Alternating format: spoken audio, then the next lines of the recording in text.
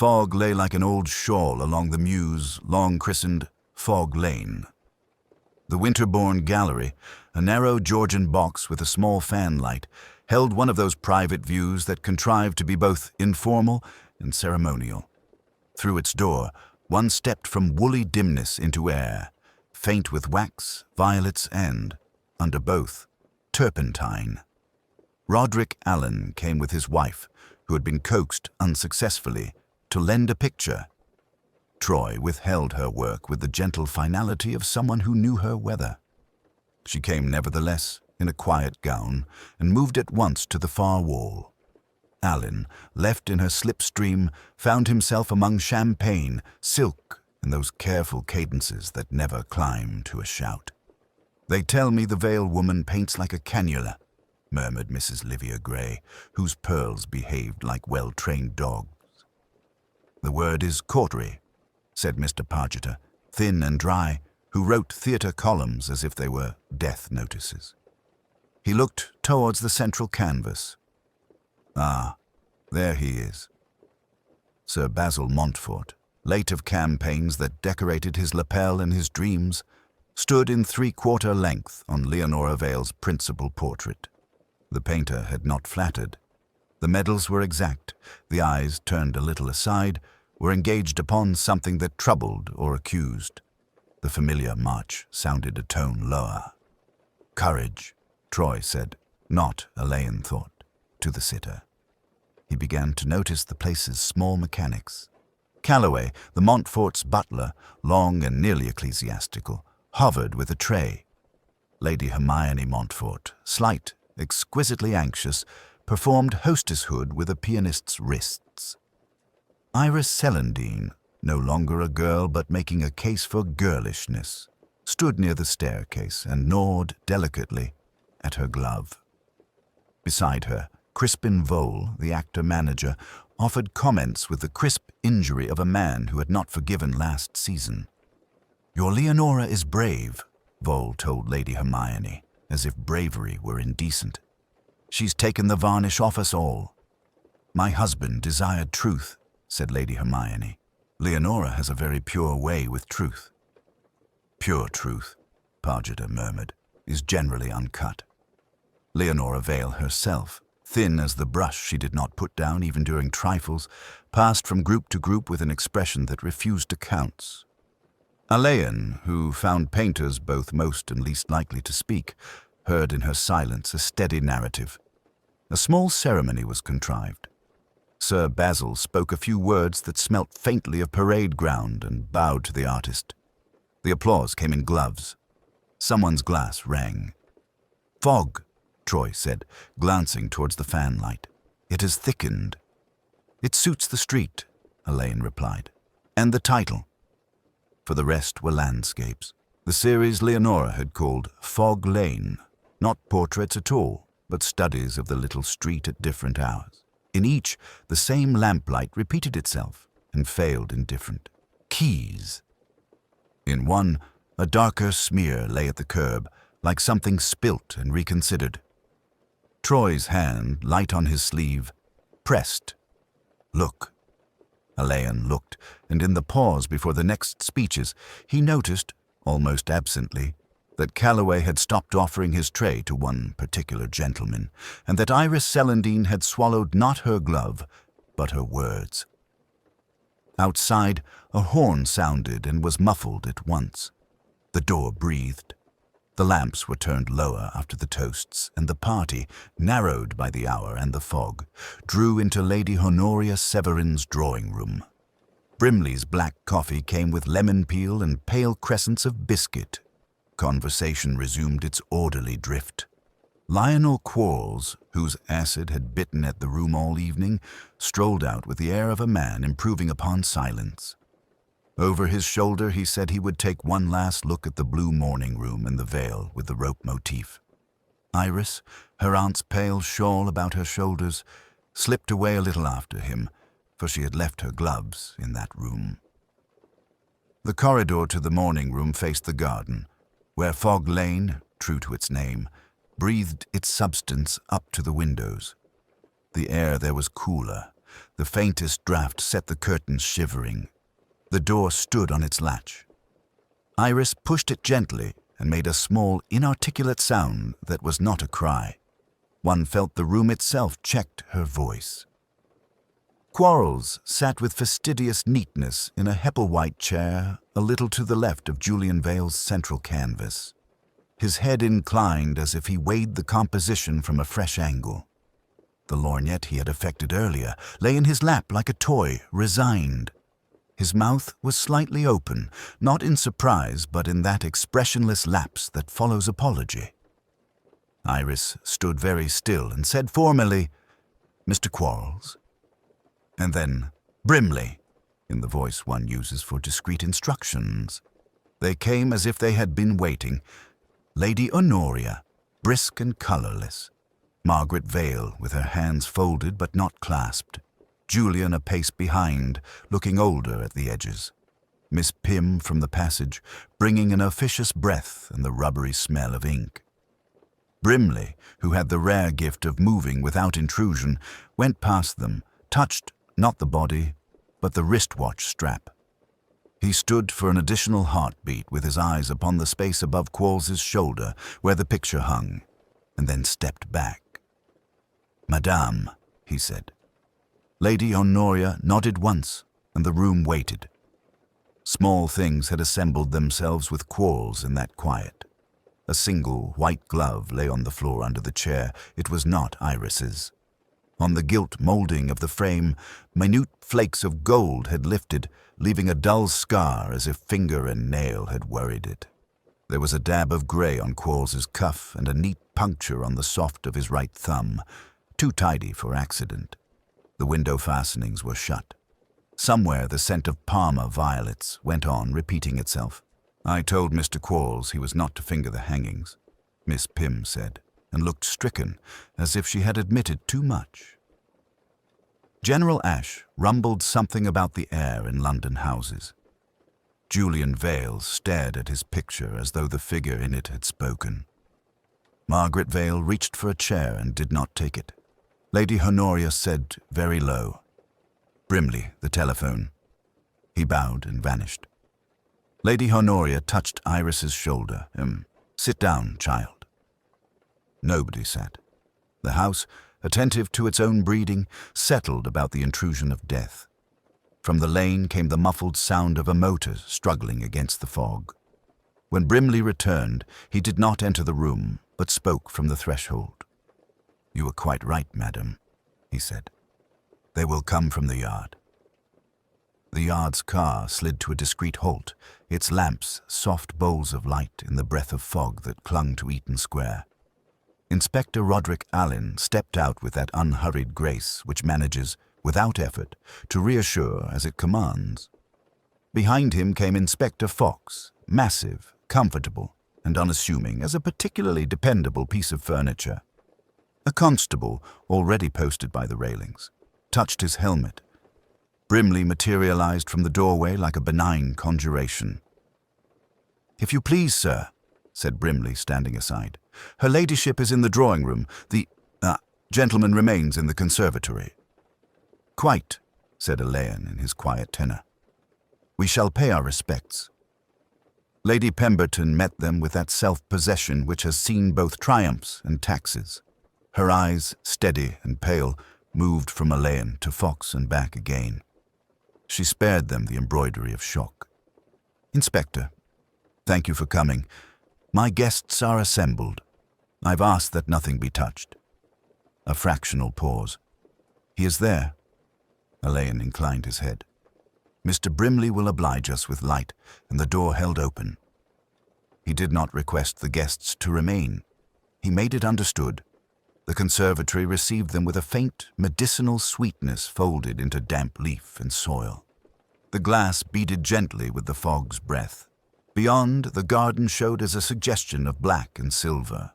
Among the orchids, in a wicker chair set just off the central path, the dead man sat in that composed manner which belongs only to death and distinguished idleness. Dr. Marcus Thornfield's hands lay precisely on the chair arms, the fingers relaxed, the head held as if listening to something very remote. Alleyn stood just within, looking. It was a manner of contemplation that contained its own instruments. He noted the lack of violence written upon the body, the tidiness of collar and cuff, the absence of those little betrayals that panic leaves behind. There was, undeniably, the almond note, delicate as a ghost of confectioner's syrup, uninvited in a room of flowers. He let it sit in his mind without naming it. A small table at the doctor's elbow supported nothing more than a folded handkerchief, immaculate and without monogram, and an empty glass that had left a precise wet ring upon the lacquered tray beneath. On the tiled floor, a scatter of fine grit suggested recent potting. The French door to the garden stood latched, and he saw when he leaned a fraction, properly turned. Condensation blurred the panes in languid rivulets. A single clear crescent, as though made by the base of a hand, showed where someone had wiped and peered into the fog. "Fox," said Alleyn, still in that level tone, "will want the photographer and Dr. Curtis. Ask the constable to be careful of the garden. No one through there until we've seen it." He touched nothing, but his gaze traveled. An atomizer nestled among the tools, the glaze of moisture on its bulb, the faintest sheen on the wicker's varnish where an elbow might have rested. The orchids, extravagant, watched with botanical indifference. He stepped back and allowed the room to exhale. In the drawing room, the collected company performed the complicated stillness of people who have elected, for the moment, not to speak. The Venetian watercolors hung with superior detachment. Colonel Weatherby rose as if to attention. His wife's hand fluttered once and became composed upon her lap. Professor Hartwell's eyes, behind reflective lenses, had a scholar's distance trained to conceal perturbation. Mrs. Ashford, beautifully grave, met Alleyn's glance with an acknowledgment that was almost courteous. Young Mr. Carstairs, pale with earnest misery, clenched and unclenched one fist against his cuff. Alleyn's smile, when it came, was one of those that seemed to take nothing and give something. "Lady Pemberton, may I beg of Mr. Brimley a pot of tea and nothing stronger? It will give us all occupation." He turned a fraction toward the mantel, where a crystal decanter, recently handled, sent up a clean light. "And perhaps the tray may remain here, for the present." "Of course," said Lady Pemberton. She looked for a heartbeat older. "Inspector, Marcus, Dr. Thornfield, was a guest. I should like—" "Yes," said Alleyn. "We shall be as considerate as we may." He drifted, apparently aimless, to a watercolor of the Rialto.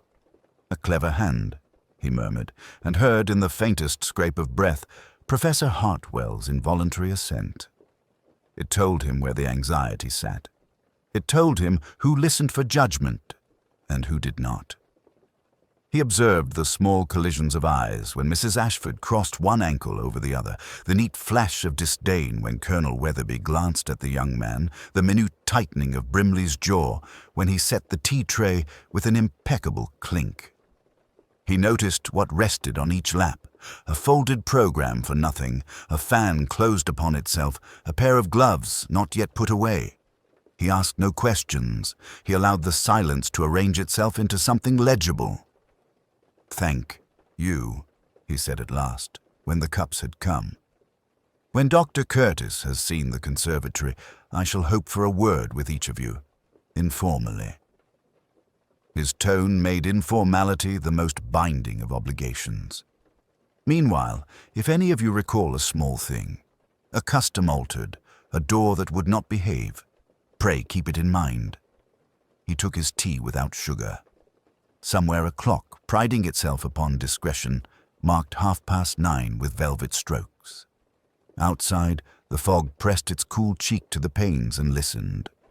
Alleyn began, as he always preferred to do, with courtesy and the least possible disturbance to the fragile arrangements that people made to keep their poise intact. He asked Lady Pemberton if they might speak where she was most comfortable. She led him to a fauteuil by the mantel, her hands composed upon one another like folded wings. "Dr. Thornfield was an acquaintance of long standing," he ventured. "Of society's standing more than mine," she replied with a dry note that skirted frankness. Was useful. Women of my acquaintance found him soothing. There's a fashion for being soothed. He arrived late, apologized with elegance, admired the Rialto, and drifted to the conservatory, as though drawn by the orchids. Did you serve anything there? A small tray is always placed on that table. Barley water, sometimes orgeat, occasionally a liqueur for those who imagine digestion is a matter to be bullied with spirits. Brimley attends to it. Her gaze flicked, almost unwillingly, toward the glass doors. I dislike drink immoderately. It makes conversation obvious. Alleyn thanked her and crossed to Mrs. Ashford, who had resumed her place on the sofa, with a poise that suggested rehearsal. Her gloved fingers traced the rim of an untouched teacup. You knew Dr. Thornfield well, Mrs. Ashford. She met his gaze with graceful steadiness. I have consulted him on occasion. Women's nerves, Inspector. Half fancy, half fatigue. He was discreet. You went to the conservatory after him. I went to the orchids, she corrected, with the faintest quiver of amusement. They have a serenity I sometimes covet.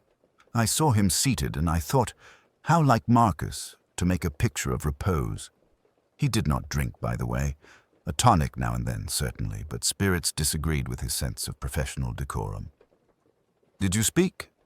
Her lashes lowered. Not then.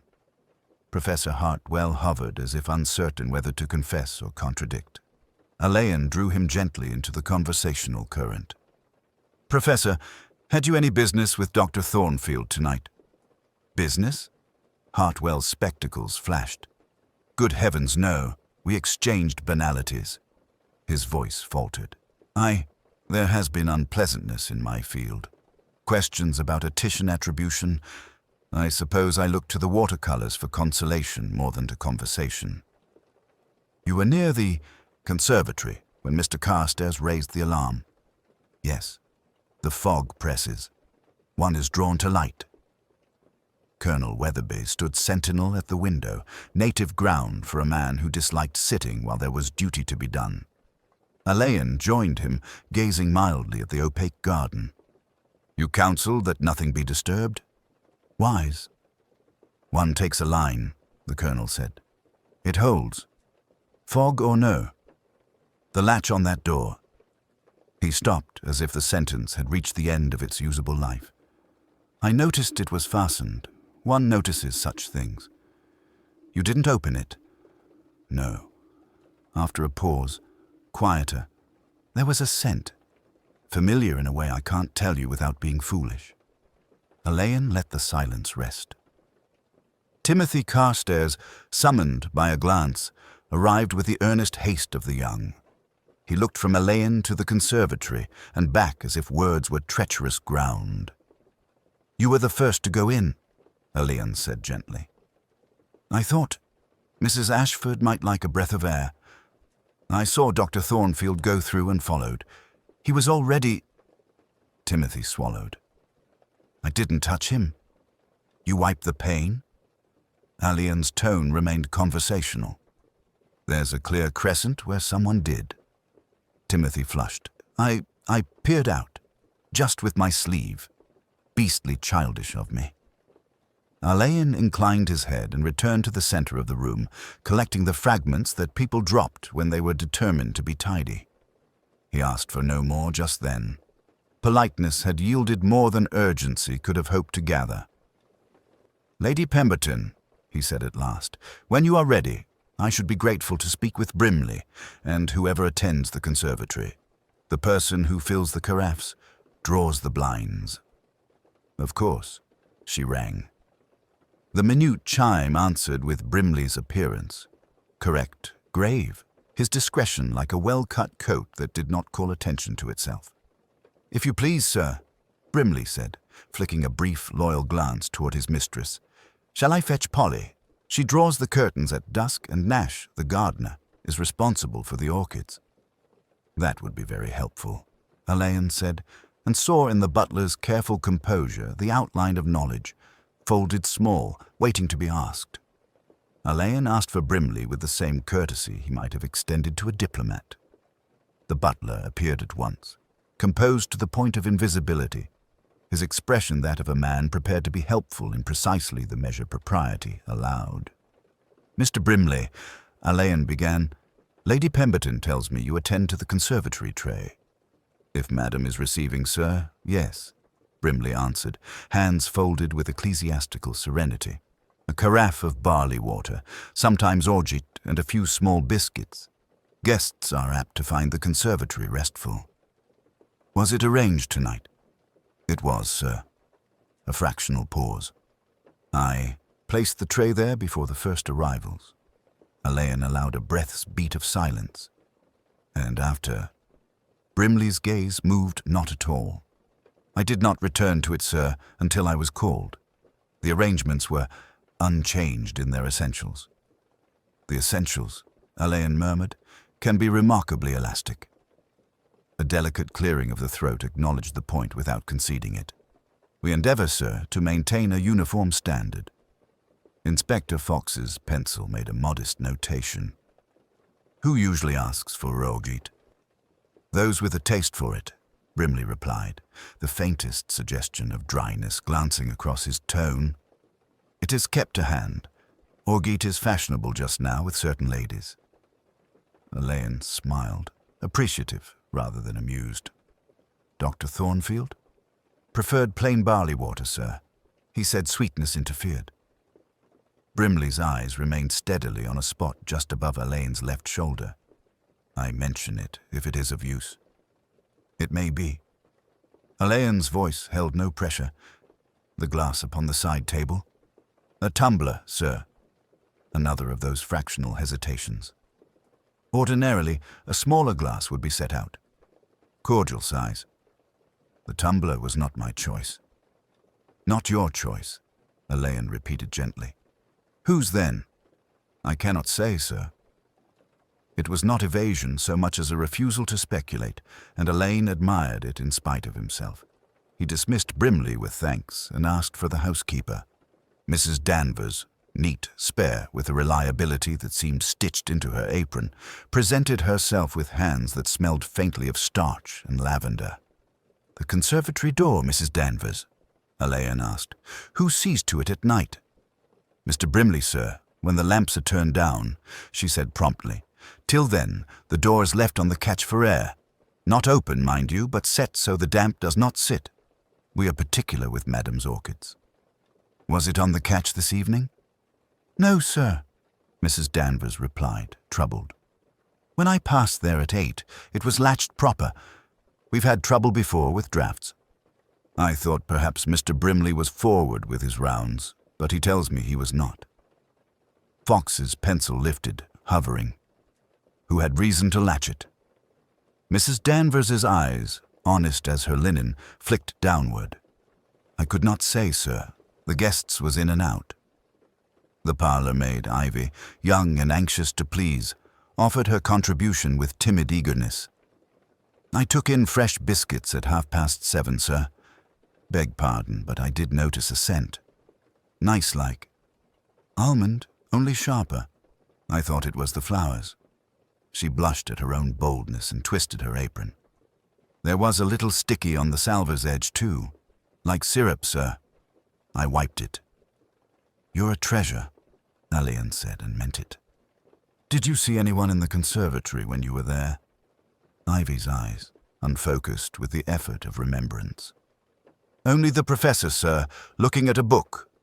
And later—" She stopped herself and cast a swift, frightened glance at the door. "I don't wish to be saying more than is my place." "Quite right," Alleyn soothed. "You've said just enough." The chauffeur, Groves, produced no drama. He had brought no one in from the fog and had been occupied with the coal delivery. The cook knew nothing except that soups curdled if allowed to brood over trouble. Yet the cumulative effect of these small, careful voices was of a house whose rhythms had been minutely altered. A latch set too early, a wrong glass chosen, a sweet trace where sweetness was not desired. Alleyn stood a moment in the passage, listening to the life of the house settle and sigh behind its doors. The servants had told him, with exemplary discretion, what they would not say aloud. Something in the familiar pattern had been shifted by a cautious hand.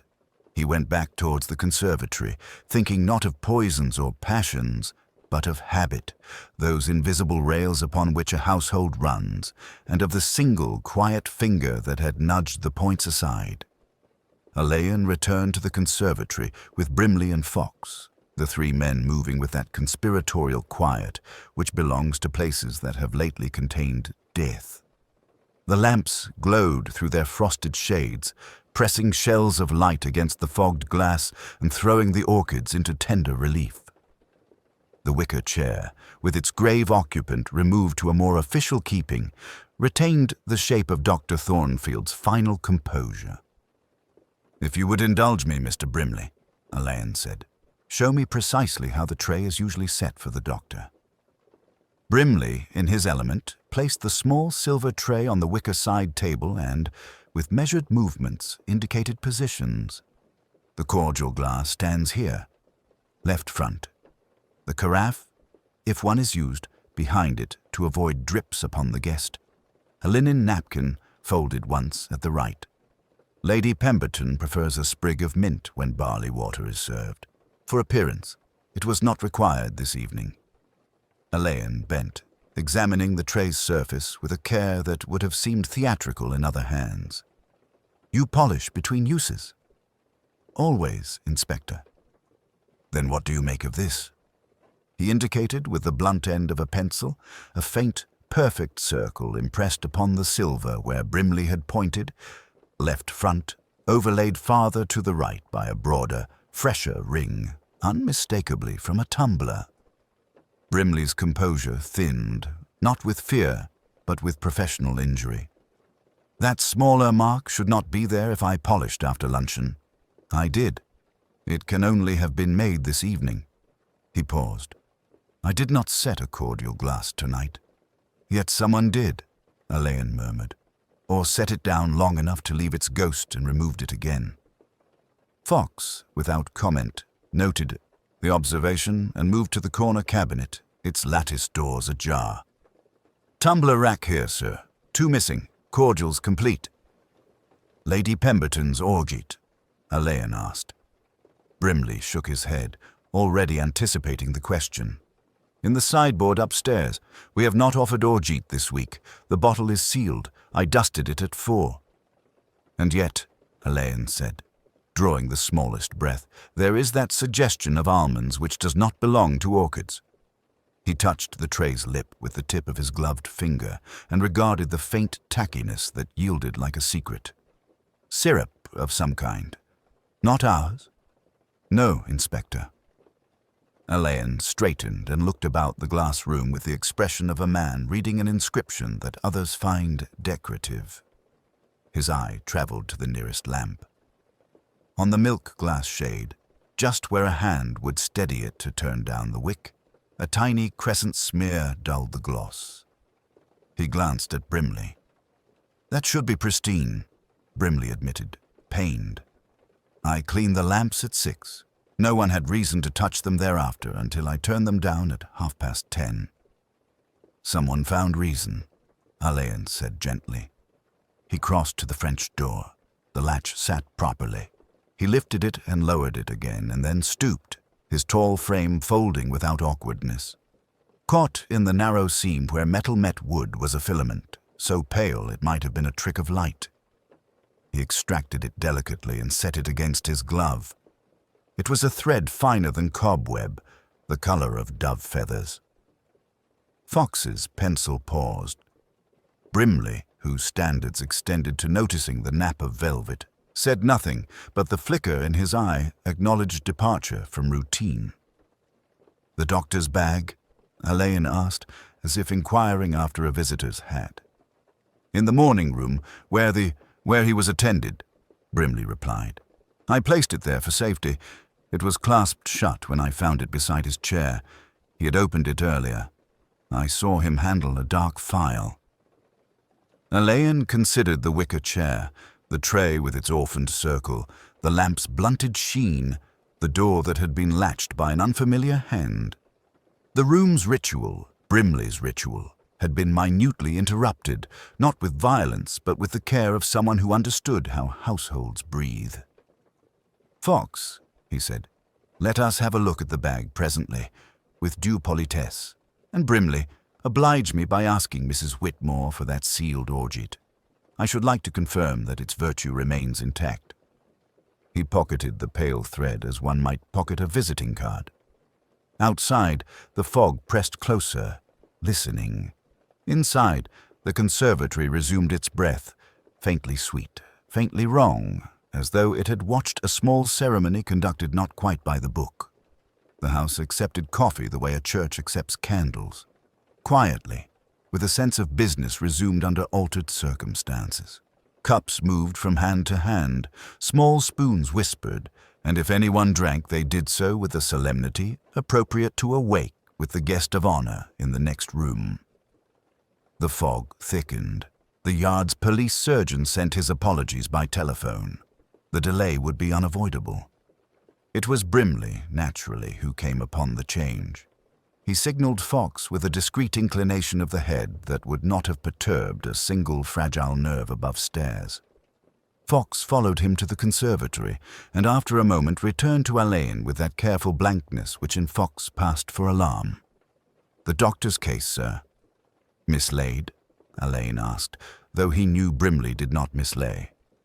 "Removed," Fox replied. "It was beside the chair. It is now not beside the chair." Alleyn went himself. The scene had altered in one particular.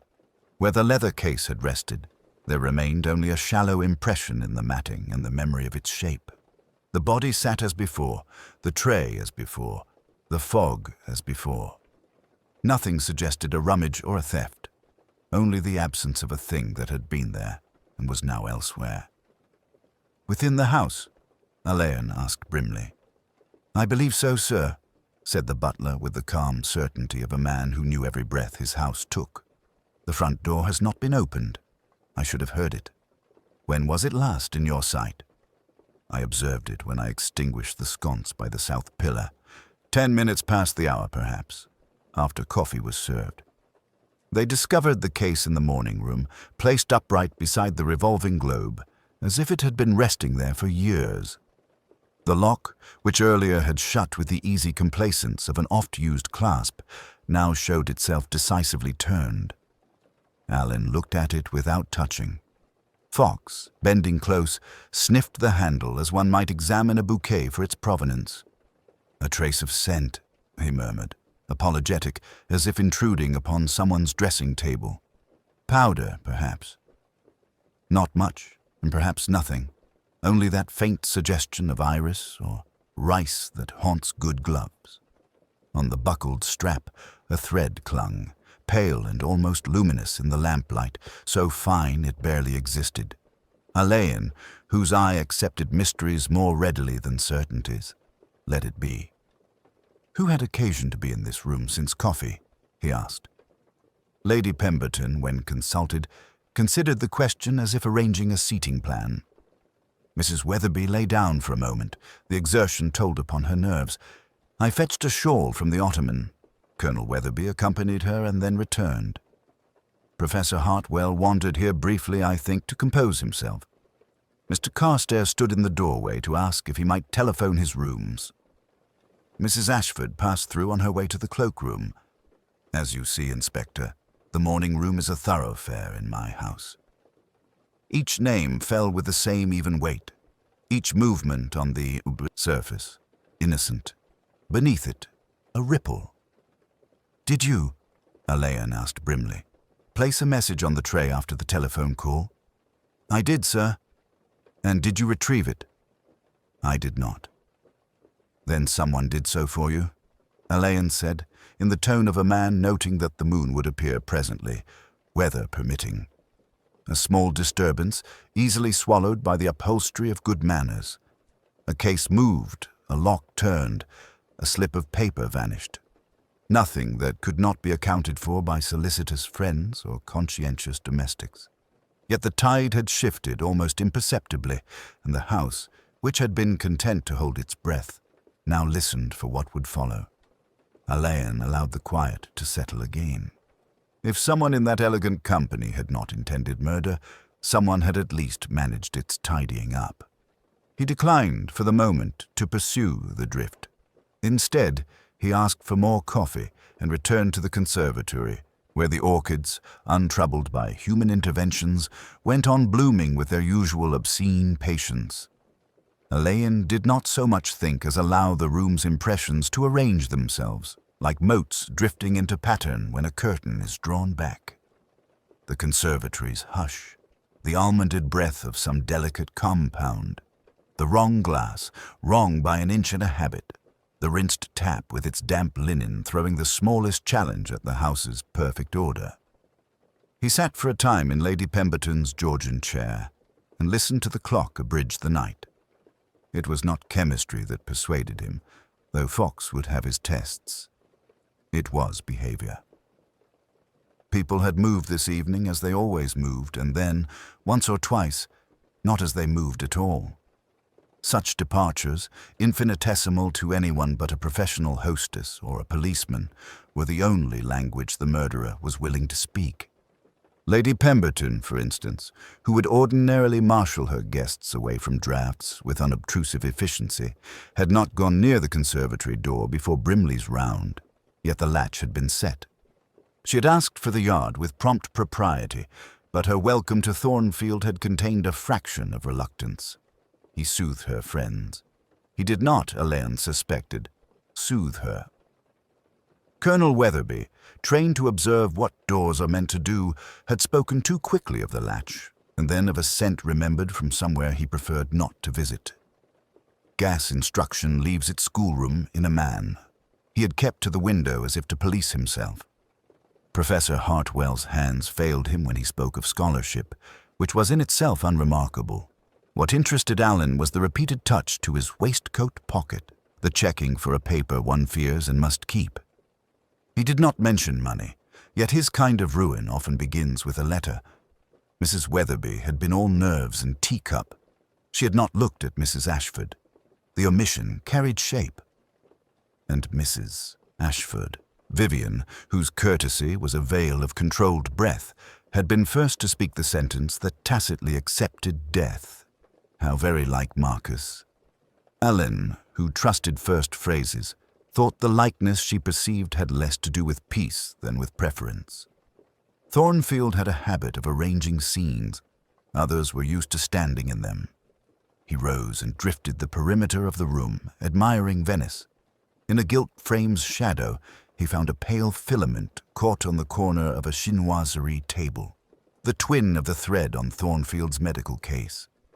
Women's gloves leave such whispers when they snag on a buckle or hinge. Mrs. Ashford's were pearl, long, and at the wrist a faint scuff like a bruise in silk. Lady Pemberton's lay where any maid might place them. Mrs. Weatherby wore short kid, unlikely to venture near a strap. There remained the penciled echo on Brimley's message pad. Bring your own tonic, 7:10. No hand. An initial that could be anyone's M, or no one's. The phrase was ambiguous enough to be guileless and damning. It invited privacy under the cover of routine. It excused a bottle's arrival. He let the pieces settle. The murderer had not needed a locked room, only the suggestion of one, a latch, a fog to hold attention at the windows, and an orchid house whose perfumes could accommodate another. The act itself had been simple. The psychology was not.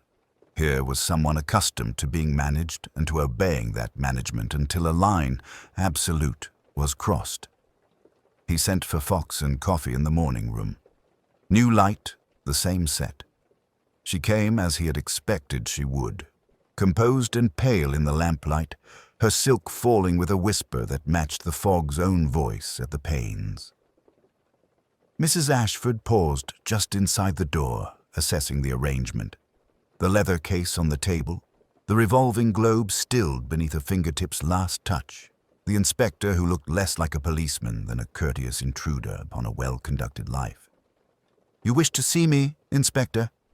"If you will forgive the imposition." Alleyn indicated a chair opposite the table. I thought this quieter than the drawing room. The house grows fatigued with our voices." She smiled with controlled politeness and sat. Her hands lay serenely in her lap for a moment. Then, as if by their own volition, the right thumb found the wedding ring and set it turning with minute precision. Alleyn observed the movement without emphasis and placed, quite gently, a folded square of linen beside the case.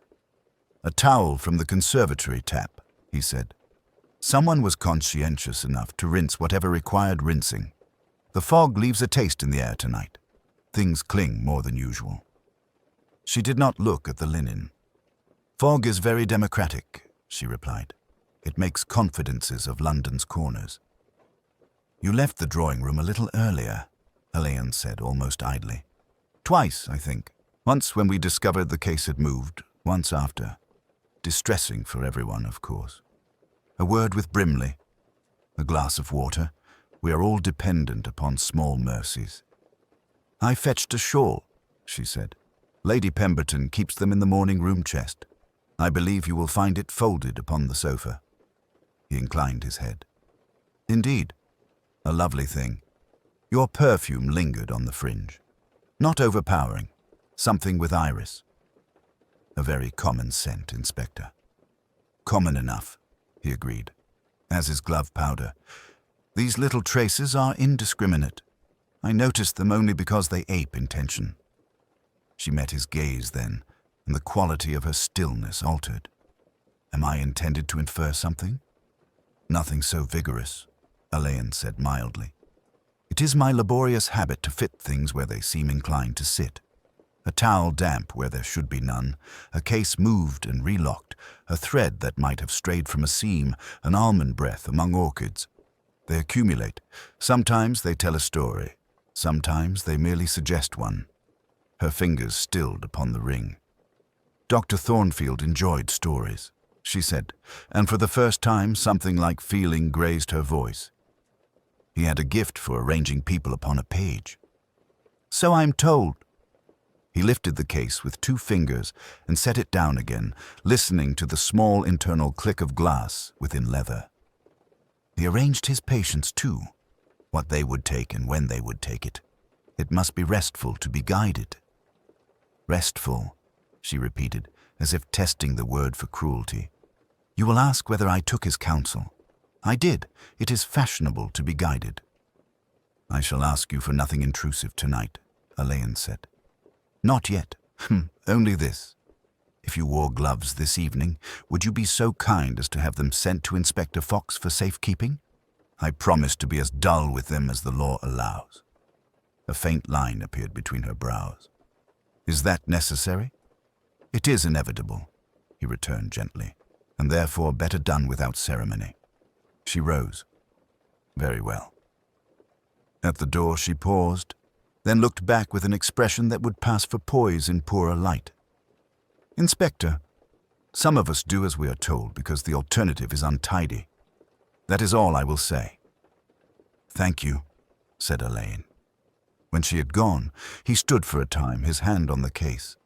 Then, without opening it, he called for Fox and asked that Professor Hartwell join him next. The next conversation would be different in tone, marked less by perfume than by paper. But for the moment, he allowed the morning room to resume its civilized hush, and the fog to keep, for 1 more hour, what it had learned at the glass. Lady Pemberton's drawing room, restored to a semblance of order, held the company with the quiet constraint of a chapel.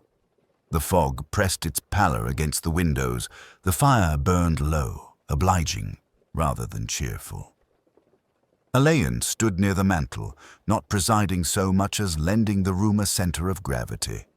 Fox, urbanely unobtrusive, took a place by the door. "Forgive me," Alleyn said, and his voice was the sort that neither compels nor implores, but invites. "I should like to set in order a few small matters of routine. They are trifles, but routine, you know, is the stage upon which our tragedies prefer to play." No one objected. Lady Pemberton's pale eyes steadied him. Colonel Weatherby's shoulders squared by instinct. Professor Hartwell's fingers took the bridge of his spectacles with that nervous care that had become habitual. Mrs. Ashford sat very straight, her hands quiet in her lap. Young Carstairs hovered just behind her chair, anxious and impotent. "The conservatory," Alleyn began, "presents us with 3 deviations from Lady Pemberton's excellent ritual. First, the glass. Dr. Thornfield, precise in his habits, preferred a small cordial for his barley water. Tonight a tumbler was set. Second, the sweet trace, a bead upon the tray, and a scent remembered by more than one of you, and most precisely by the Colonel. Not barley water. Orgeat, syrup, the kindly veil for compounds that leave, by an irony of nature, their own bitter almond ghost. Third, the rinsing tap shows recent use, and the household linen beside it, a damp bloom. Someone, after placing the glass, attempted a hasty concealment." He paused, allowing the quiet to absorb the words.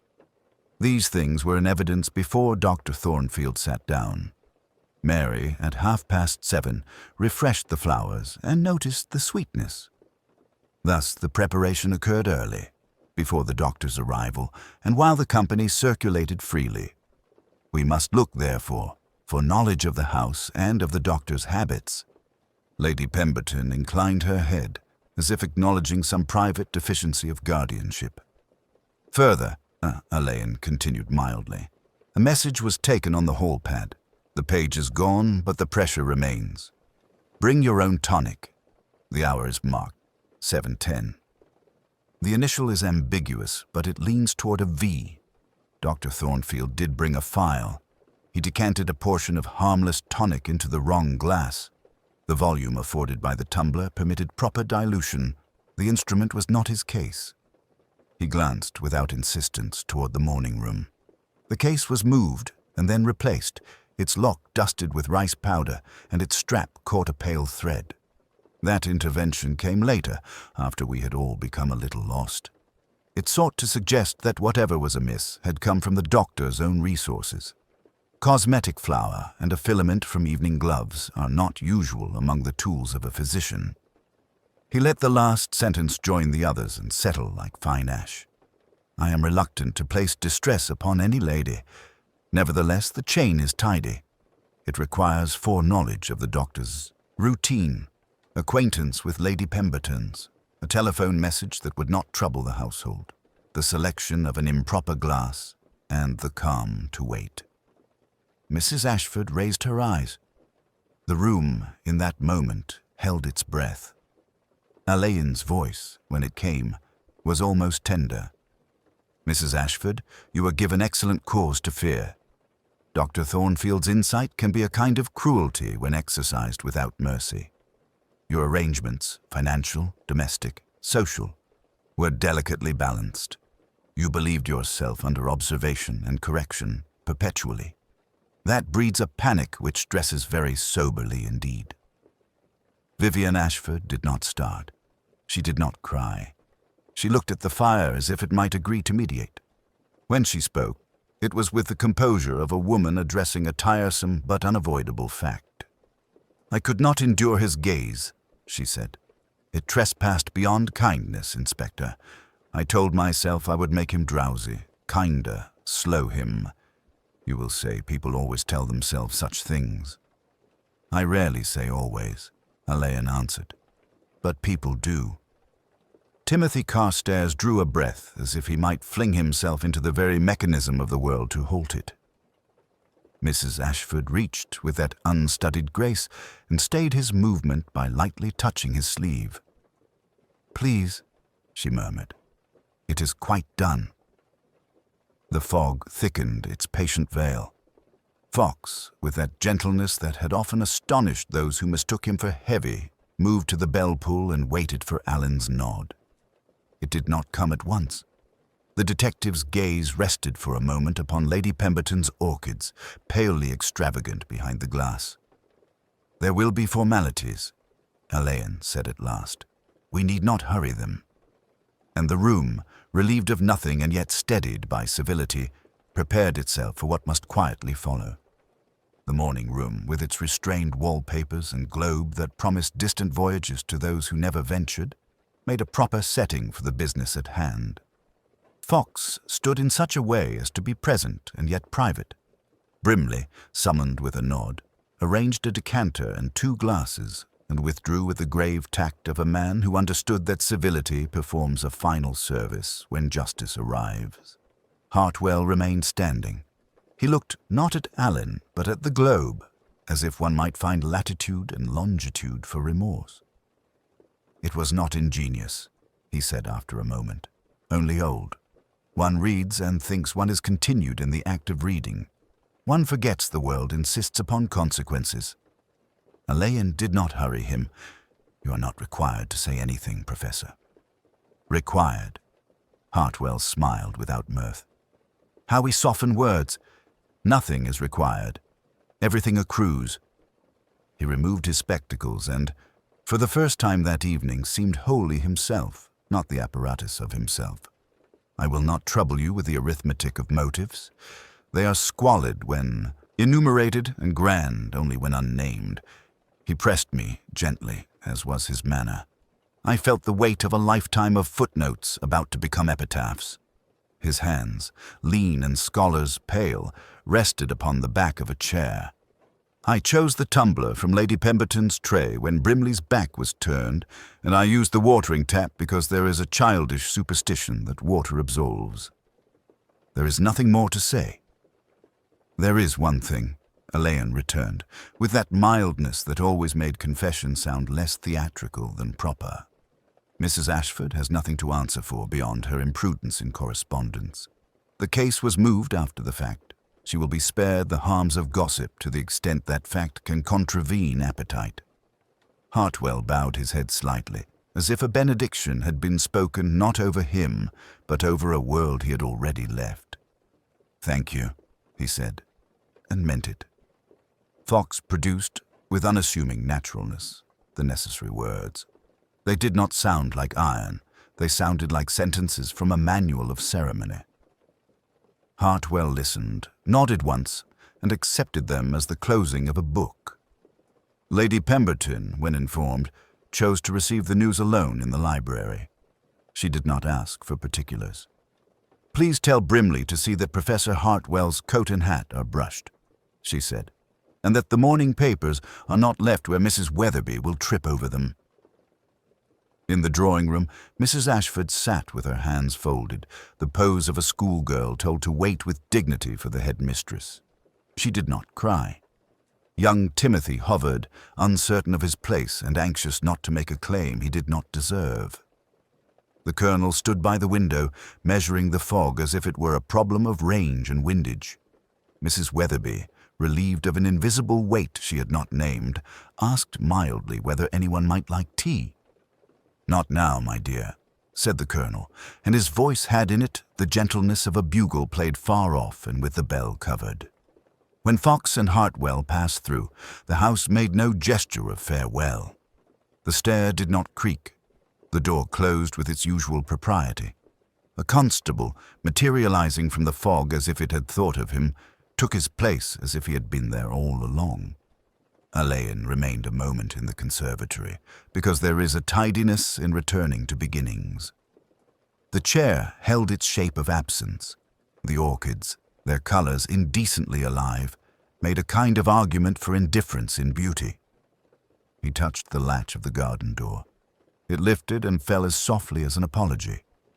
He had, as always, a small sense of having trespassed, of having been permitted to see where ordinarily one is asked only to admire. When he returned to the drawing-room, he did not speak immediately. The last act of courtesy was to allow the house to discover, at its own pace, what it had become. "Fox," he said at last, in the tone of a man recalling a domestic errand, "we will send our report." Then, to Lady Pemberton, with a bow that restored the evening to the realm of manners, "You have been patient beyond reason. I'm sorry for the disarrangement." "It will do the house no harm," she replied, almost smiling. "Indeed, Inspector, it may yet refine it." The fog, sated or merely tired, began to thin. Somewhere below, Brimley's bell announced the hour for lamps to be lowered. Alleyn stood a moment longer, listening to the small sounds of a great house reclaiming itself, and thought of the curious way in which knowledge, once loosed, returns with its own quiet steps. By the time Alleyn took his leave of Lady Pemberton's household, the fog had thinned to a soft bloom upon the panes, and the conservatory lamps were shaded down to a dusky glow. Brimley, who had seen greater catastrophes managed with less neatness, oversaw the quiet reinstatement of routine. The spoons counted, the glass relined upon the tray, the orchids misted with a gentleness that seemed almost penitential. In the drawing-room, chairs had been nudged back to their habitual stations, as if furniture, at least, might be encouraged to forget. Fox joined him in the hall, hat in hand, the solid comfort of his presence undisturbed by elegancies. "A nasty business, sir," he said without flourish. "Neatly done, though." "Neatly enough," Alleyn agreed. "Murder with table manners." They stepped for a moment into the conservatory's twilight, where the chair remained precisely aligned with its side table and the garden door stared back, latched and blind. The faint, exhausted breath of orchids lingered like incense after service. Fox glanced at the empty space the medical case had occupied, and then at the watering tap with its discreet square of linen freshly replaced. "It was the note that settled it," Alleyn said. "The impression on Brimley's pad. Bring your own tonic. It accounts for the file and for Brimley's surprise at the tumbler. Dr. Thornfield would never have altered his ritual without prompting. From her. From someone who understood his habits and Lady Pemberton's machinery.